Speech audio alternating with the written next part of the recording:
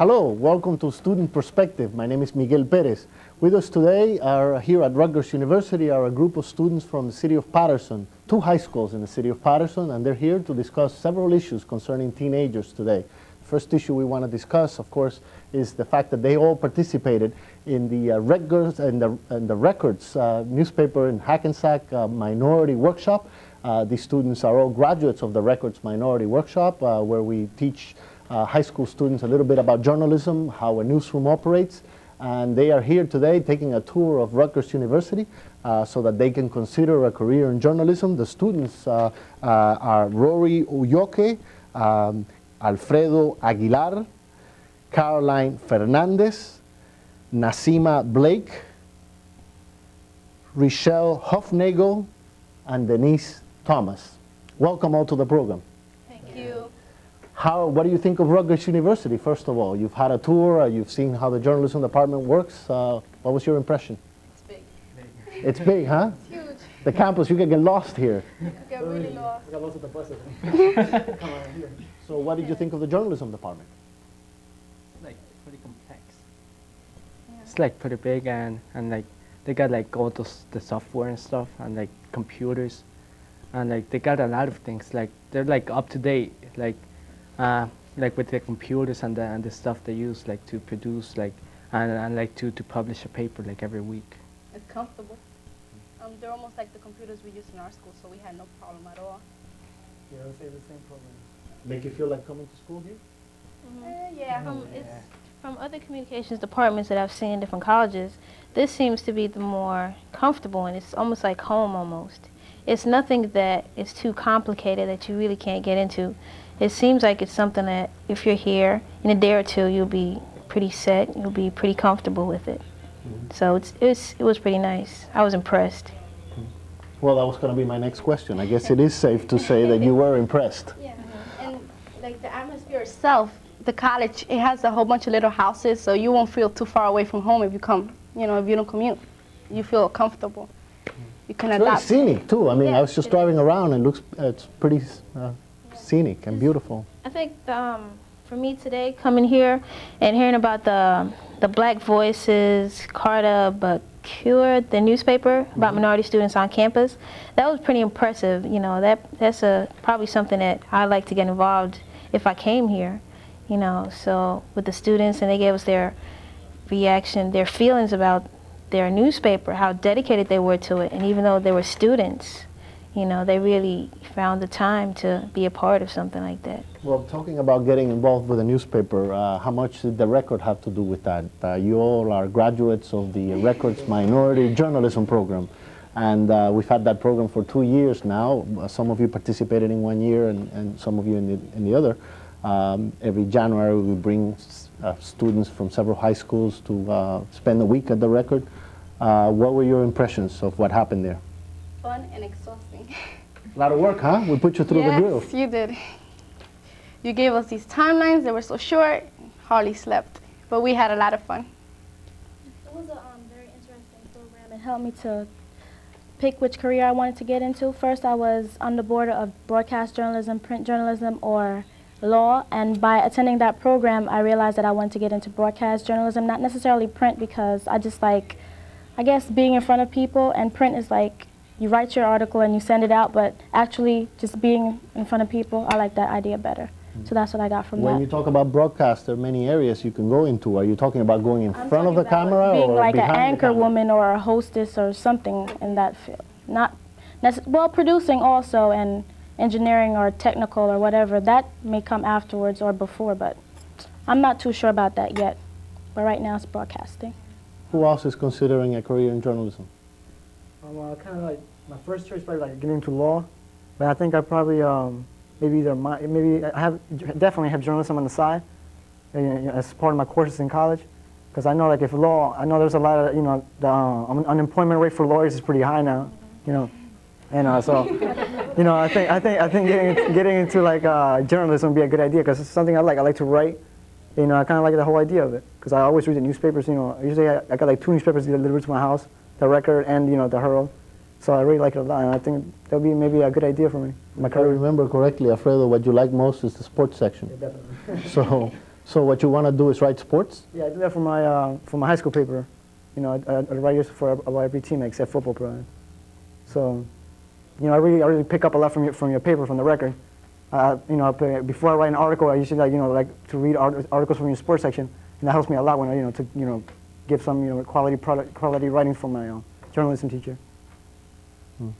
Although my major is to be a cardiovascular surgeon, I found out that you could be a medical columnist too, so that could be, another choice. So you want to combine the two careers? Yeah, it would be fun, plus to get more money. Mm-hmm. I would say for me, the workshop, I learned a lot. The people behind the scenes, there was so much involved in just making a newspaper that I didn't know. From what, I thought, was totally different from what I actually saw and experienced. The experience that we got, reporters, that job is definitely not a boring job. It's one that you're always on your feet, constantly moving, constantly finding new beats, being involved with people, getting to know people, and just, being a part of their lives, reporting their stories and so on, and just giving them information and so on. So I really learned a lot from that program. Would you recommend it to other high school students that Yes. might be considering a career in journalism? Yes. Is this the kind of It thing is that very helpful. Mm-hmm. Yeah, it is, because you experience things you wouldn't do. Like in a high school newspaper, you wouldn't even have the idea of what the real news people do. I mean, they go out and they do the Claris works and things in the computer that are just amazing. Like those graphics that they do, we wouldn't even do that in our school. Those tabs and stuff. Just Okay, as a photographer student, I'm the school photographer for my yearbook, and basically the pictures that we do is basically, we call it candid pictures, but it's really not. So it was really nice to see, to work with Terrence, who's the photographer for the record, and he really taught me a lot about how, basically, group pictures aren't really as nice as something that's candid, basically, So that was really nice to go to the program. the experience alone teaches a lot. And we met new friends that we still keep in touch with. we should say that, let's see, 5 of you are from Kennedy High School, and Nasima, you're from Rosa Parks, all in Patterson.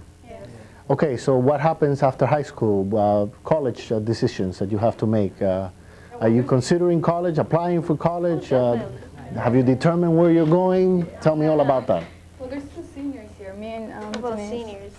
Well, I've narrowed it down to 2 schools. Rutgers University is one, and Syracuse is the other. And I plan to be a pre-med major, or probably go into pharmacy, and then with my pharmacy degree, go on to medical school, but still have some journalistic skills with that. I plan to take courses in journalism that'll help me probably, throughout my career, hopefully to know how to write, how to get across to people, and to let them understand what I'm really trying to say. Well, Nasima. for me as a junior, I'm still looking for the best college that's suitable for what I want to do, and I really don't know right now. Rutgers would be one of my choices, and also Syracuse, because I heard that they had a very good communications department. But right now it's like, because I just took my PSATs, a lot of colleges get your name from some board, and then they write you out, we're the best college for you, come to us, and it's very confusing. So right now I'm still undecided. Well, I had my mind on Harvard or Princeton, but I'm coming down to earth, so it's probably Rutgers or William Patterson, something like that. Well, those are not bad choices. I mean, we have pretty good schools in New Jersey, no? Yeah, they are pretty good schools. I wanted to get away from it all, but might as well. It's gonna be tough because you're just facing like the most important decision of your life, like for the next 4 years. And it's like your education. Based on what you get there, you're gonna that's your future right there, your whole education. So just gotta take your time and think about it, go over all your choices and make the best one. Well, in my case, because I want to be into law, maybe I talked to my guidance counselor and other lawyers that had visited Operation Link Up. This is a club in my school. They had told me that sometimes it doesn't really matter what college you go to, as long as a good quality college. You go with get your maybe go into pre-law or maybe some history and some English, and what really matters is where you get out of what law school you go to. So that's what really matters. What graduate school you go to. I think, So as long as you go to an okay college, it doesn't have to be the best, no Princeton or anything like that. yeah. You know, and you go to a good graduate school, you know, it'll be good for you. I don't think it really matters which school you attend. It's how much you get out of the school that that you're willing to put in. You know, because you could go to Princeton, you know, graduate, know nothing, you know, yet you go to another school and learn everything you could learn. So it really doesn't matter where you go, it's just how much you apply yourself to learn. I think it does matter which college you go to, because some colleges are more reputable than others. Say you go to William Patterson, you go to Harvard, you go for a job there, and they see Harvard. Obviously, you might get the job quicker than if you went to William Patterson. So I think the name of the school does matter. It's just like the name of clothing and shoes, you know. Yeah, but what Just is like what that good name is the, brand. Yeah, but what good is the degree I if you understand don't? what Yeah, you're saying, but I'm yeah. saying the name. It definitely does matter, the name. I think you're probably both right. You know, it's the name does count, but also how much you apply yourself counts too. Yeah, you could probably get a job like going to like a brand name college like Princeton, but then once you get the job, you start and you don't know what you're doing, you're gonna get fired. So you'll be on the outside again with no job. Okay, let's talk about some issues now, some issues affecting teenagers. For example, one issue that concerns all of you, or I'm sure involved all of you at some point or another in Patterson, is the incident where a young African-American young man was shot and killed by a police officer. I'm talking about the Lawrence Myers case. And I'm sure it was a very controversial issue in your high schools. I'm sure you debated it back and forth. Some of you may have been involved in some of the demonstrations that went on. Tell me what you feel about that case, police relations with teenagers. Oh, I almost got in trouble for what I wrote in the newspaper. A lot of people didn't agree with it, but I had to put the other side. Everybody was going for Lawrence Myers. He's the victim. But I looked at it the other way. I said, well, what about the police officer, you know? He's getting suspended, but you really don't know if he did it on purpose or not. He was a rookie. He could have just made a mistake. You know, it cost somebody's life. But it's, regardless, even if he was a rookie, you have to, you know, consider the fact that police go through training, and they should have, I guess, the sense or the common sense to know how to react, because it wasn't really necessary for him to take the gun out at the time. He could have easily, you know, used his baton or something to throw and hit his feet, let him fall or whatever, and capture him, but not take a gun out, you know. You have to use common sense or good judgment in that case. The fact that Myers was unarmed Right. makes a difference, does it not? Exactly, it does. But there was so many stories. The public didn't know what to believe. I mean, one day they said the kid attacked, there was a fight. Another day they said something different. It was all confusing. Well, to me, it was unfortunate what happened to Lawrence Myers, and the cop definitely shouldn't have shot him in the head. But the after reaction with the looting and the burning down, I thought that was totally uncalled for, and I thought they should have took different measurements, like protested more peacefully, other than, you know, going and acting, rioting and all that. I thought that was just uncalled for. Breaking the windows of store owners, I mean, the store owners had nothing to do with it. I mean, why did they? And especially because that's our city. I mean, you get nothing out of that. Well, you know, that's historic. It happens in many places when riots occur. It's usually because somebody got beat up by the police. It happened, for example, I've gone as a journalist to Miami a couple of times to cover riots in Miami by African Americans that were started because a white officer either killed or beat up an African American. And the criticism that many African Americans have of the rioting is that, hey, look, you know, what you're doing is you're burning down my job. You're burning down businesses that provide the African American community jobs. So how could you burn down your own neighborhood? Same thing with LA. You know, the people who lost most because of the rioting was the African American community. Right. So that, you know, it didn't get that bad. Thankfully, it didn't get that bad in Patterson, but, you know, there was a concern there that, you know, the same thing would happen there. Was that part of the discussions that you were having in the high schools? Yeah, somebody wrote an article about it. We actually had A poll taken. we had a poll taken at our high school. We had from the student body various opinions of what they thought themselves. We had that printed on the front page of their, you know, our newspaper. And one person said, you know, the reason why she thought that the incident got as far as it did was basically because Lawrence Myers was black and the officer was a rookie white cop. And the incident of black and white conflict, I guess that's why, you know, the incident got the way it did. But I think that we should just put aside the racial. I think the cop didn't really kill him. It was more the streets, because if he was in his house doing what he was supposed to do, I just think that if he would have been home quietly doing his homework or something like that, that wouldn't happen to him. He would be still home, safe. He would be safe. I totally, like you said, Norris Myers was unarmed. It was totally uncalled for. If he's unarmed, the cop has no right to shoot him in the head. He's not showing any kind of weapon. It could have happened to you. You could have been walking down the street looking, I guess, wearing baggy jeans, a big sweatshirt, you know, and he said, you look suspicious, you look like a street kid, I'm gonna harass you. I'm gonna take out my gun and harass you. I mean, so by saying he should have been home doing his homework, he would have been safe, that's not true, because even in your home, you're still not safe. Exactly, you're safe nowhere. I think one of the reasons why everything got out of hand was because cops have a really bad reputation in Patterson. I mean, is it just me or not? I mean, I think they have it's a like bad a lot of reputation. the police officers in Patterson, I guess Patterson is almost like an inner city urban community. And because they think, well, drug dealers are around the corner, well, if I have a badge, you know, well, I have such and such superiority. And they tend to, I guess, get out of control with it. You know, they tend to abuse it. And I think that's probably what happened in that case with Lawrence Myers. He abused his rights. He thought, you know, he just, you know, blew his head up. And also, You know, they make a big deal saying that he was unarmed. At the moment that he held, maybe the officer held the gun up to Myers, how did he know that he was unarmed? Maybe he could have had a gun in his sock or a gun in his but you have line. to show it first before, you know. But It's not just, you can't assume. You never know. If the other- But if you the other person has a gun, still can't assume like you that. don't go around shooting people I'm just because saying. they may have a gun in their pocket. I know. I'm only saying that was right, that what he did. But like, people are saying he was unarmed, and you know that he should have known that before. But you never know. That was probably a factor that went into his head. And he is a human being. You have to have better judgment than Why that, did he run away in the especially if first you're a place, cop. though? Yeah, that was uncalled for. Yeah, I mean, why if did he's he run? innocent, he could Shoot just somebody. talk to them. If you would just talk calmly to him. I mean, maybe this whole wouldn't just have happened. he was talking calmly.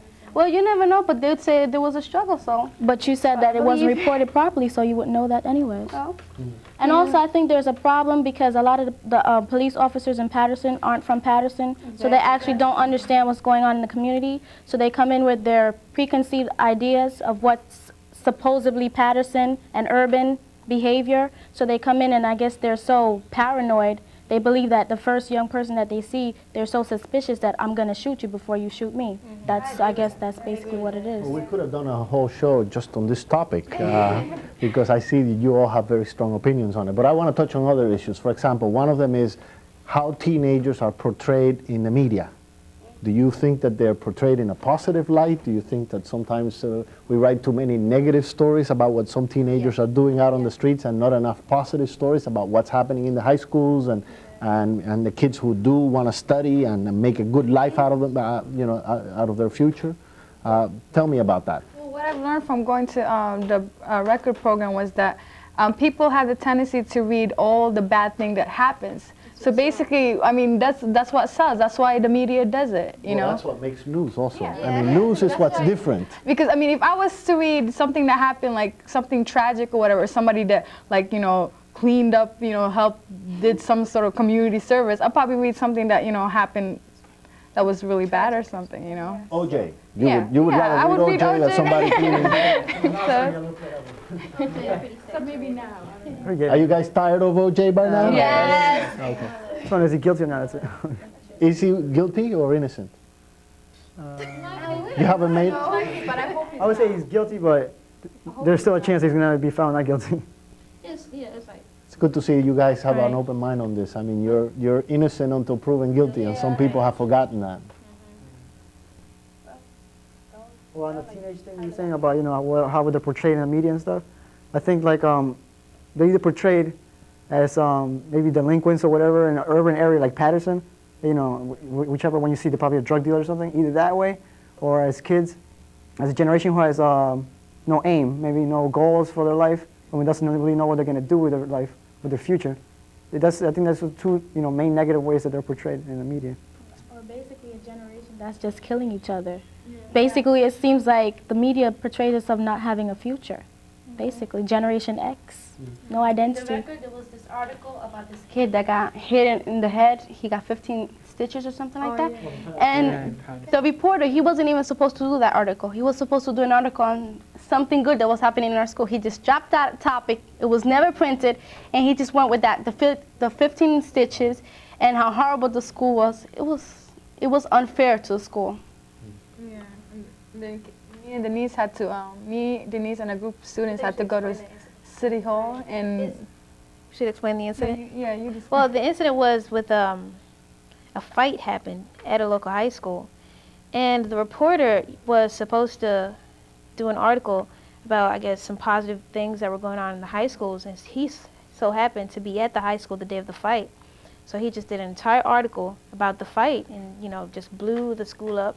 And it seemed the way the school was portrayed, the school was filled with violence and abuse and so on, and the teenagers were oh so bad, and the teachers were so scared, and the teachers say it's not a safe environment to learn or anything. So was there a lot of comment in the school about that article? Were people upset about it? Because you know, being a part of the high school, we were pretty upset because this is our high school, regardless of violence or so on. There's still a little attachment. Well, I love my high school. There's a little bit of pride about your high school, and right, you know, regardless of anything. And the way he just portrayed the school, you know, we were pretty angry about that. So we went down to City Hall just to let them know that there are still students that really care about the school, and you know, that you know we have a lot of positive things that are going on in our high school. Now, some teenagers that do get portrayed in a positive light are the athletes. On the sports page, if they're terrific athletes, then they're, you know, like portrayed as heroes, which is the same thing that happens to African American and Latino athletes as opposed to the average African American and Latino. I mean, you know, sometimes the only positive stories we see are those of athletes, but we don't see a positive story about a physician or about an attorney or even about a journalist who's doing well, an African American journalist or a Latino so that you know, our community is portrayed in a way, our black and Hispanic and Asian communities are portrayed in such a way that unless you're an athlete, you don't get the positive reporting. Is that what your sense of it is? As far as the teenagers, is it the same way? It seems like this is almost telling you that if you don't go for sport, Hispanics, blacks, and Asian minority are not good for anything. That's what they seem to be portraying here. I mean, it's just not fair. It's almost as if when they glorify the like black or Hispanic athletes, that's a representation of that race or sect of people, but it's not really that true. You know, so they just personify that one individual, and then people all over tend to think, well, all black people are good athletes, all Hispanics are excellent athletes, and vice versa. Hispanics are good dancers. That's the that's what it is. And runners, you know. Okay, now there was a very controversial issue that arose recently regarding Governor Whitman. She made a comment while in England that there was a serious problem with teenage pregnancies among young people, especially African Americans. She singled out African Americans, and she said that certain African American young men play this game of seeing how many young girls they can get pregnant. It's like a game to them. Now, are you aware of this? Are you aware of this game? Are you aware of the comment?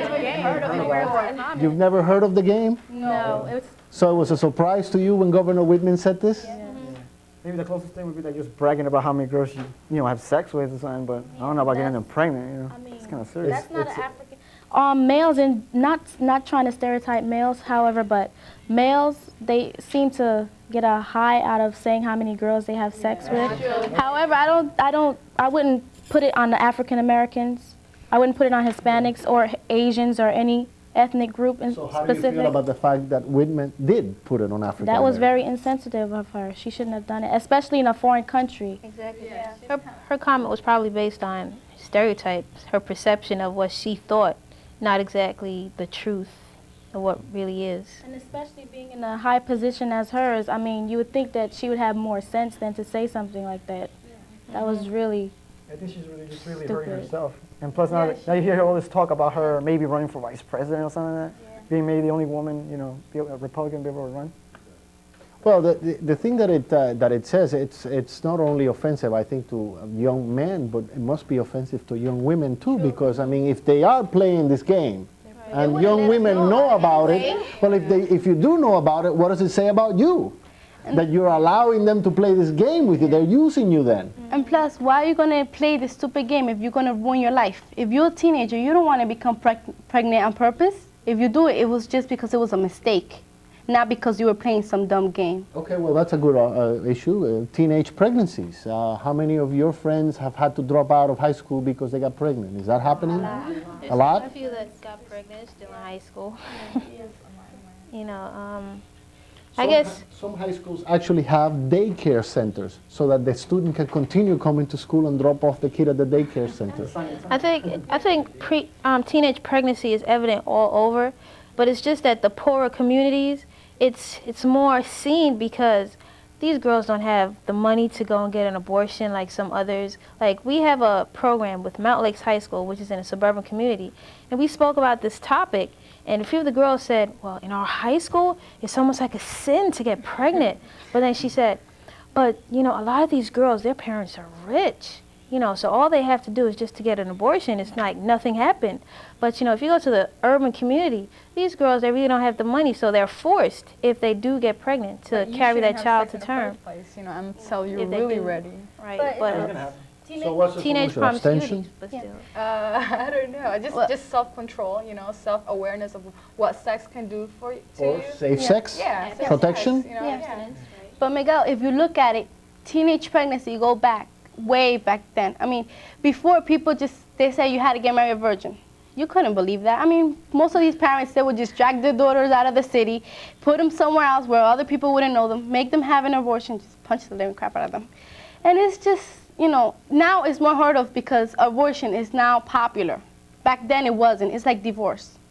It's popular now. Back then it was unheard of. Well, years ago, it was common for girls 14 years old to get married. It's like now, as you know, our society changes. You know, it's almost like 14, you're still a child. You know, wait until you're a certain age or so on. But years down, you know, way back, you know, 14 years old was the average age most girls get married. You know. But if you do get married at that age, what does it say about pursuing a career? It's over. Not necessarily. To some, it's too hectic. It's putting too much of a load. on the person, how strong you are, You how don't strong have is to your deal with all that character. if you're smart in the beginning. Okay, well, you know, we're almost out of time. Time flies when you're having fun. So one thing that I did want to touch on is safe sex. And you all agree that are teenagers conscious of this? I just want a real quick answer from you. Are they conscious of the fact that they should be protecting themselves? Teenagers are conscious They are. of safe sex, but some just don't do it. Simple. That's They why you Why? have so many. I don't know why. I couldn't tell you that. Well, mostly like the girls think that it's the guy's, you know, responsibility, but it isn't. I mean, if a woman is having sex, should always carry a condom or some sort of protection, you know, because when you're in the mood, you're in the mood. You know, you don't think of anything basically. I bet. Okay, well, we're out of time. We have to wrap it up. Thank you for being on the program. Thank you to Rutgers University. Thank you to The Record. Thank you for being here with me. I really enjoyed it. I hope you did too. And we'll do it again, hopefully on Images Imágenes, on my own show on New Jersey Network, Student Perspective. Tune in next week. I'm Miguel Perez. All right. Yeah, it was, I like this stuff, man. Yeah, you did really well.